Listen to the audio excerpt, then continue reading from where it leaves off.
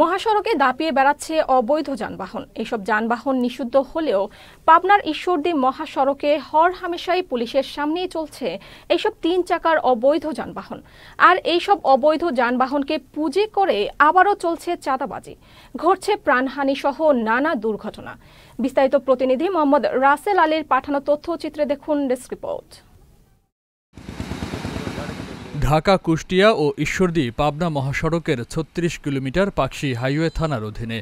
এসব মহাসড়কে বাস, truck, minibus, covered ভ্যানের সাথে পাল্লা দিয়ে চলছে অবৈধ 3 হুইলার, আলফা, মাহিন্দ্রা, নসিমন, করিমন, ভটভটি সহ আরও অনেক গাড়ি।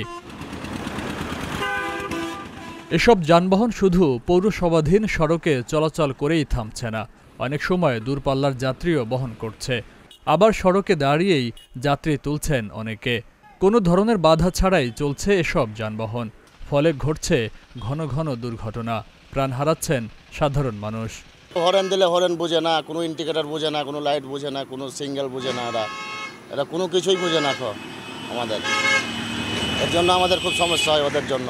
দুর্ঘটনা ঘটার আশঙ্কা থাকে, ঠিক আছে, যে কোনো মুহূর্তে ওরা তো প্রশিক্ষণ প্রাপ্ত না, এই সকালে কিনে বিকালে ড্রাইভার হয়ে যায়, হুট করে দেখা যাচ্ছে কি যে গাড়িটা রাস্তার মাঝে তুলে ফেলে। আমরা যখন যে কোনো হাই রোডে চলি তখন ধরেন আমরা হরেন দিলে তারা হরেন শুনে না, তারপরে রাস্তা থেকে এরা উঠে ডাইন বামে কোনো দিকে খেয়াল করে না, ডাইরেক্ট আমাদের সামনে মাথা বেড়ে দেয়। এটাতে আমাদের অতিরিক্ত সমস্যা হয়।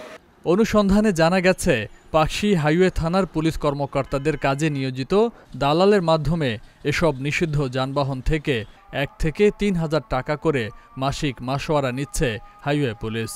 আর যেসব চালকরা মাসোয়ারার আওতায় আসছেন না তাদের বিরুদ্ধে মামলার ভয়ভীতি এবং মাসে একাধিক মামলা দেওয়ারও অভিযোগ রয়েছে।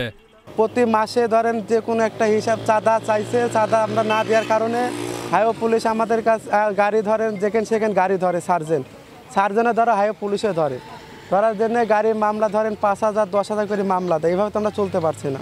পাকশী হাই রোডে পুলিশ সেই জ্বালানি জ্বালাচ্ছে, হাইওয়ে পুলিশ আমাদের পুলিশ গাড়ি ধরে সারে চাঁদা না দিলে গাড়ি চলতে দিচ্ছে না, খুব ঝামেলা করতেছে হাইওয়ে পুলিশ। এইভাবে যদি কেস দেয়, আমরা দিন চলা 400-500 টাকা হাজিরা করে যদি মাস শেষে যদি আমার ক্যাশে দাঁড়ায় না 5,000 টাকা, যদি আমাদের মাসে 2-3টি কেস দেয় তাহলে আমরা গরিব মানুষ চলবো কীভাবে? এই হাইওয়ে দালালের জন্য আমরা তো ঠিকমতো রাস্তাঘাটে চলতেই পারি না। এ বিষয়ে পাকশী হাইওয়ে থানায় গিয়ে ওসির সাথে কথা বলতে গেলে তিনি অপারগতা প্রকাশ করেন। কিছুই লাগবে না, খালি বললে হবে, সমস্যা কি ড্রেস পরে আছেন এটাও আসবে না, সমস্যা না, শুধু ফেসটা আসবে।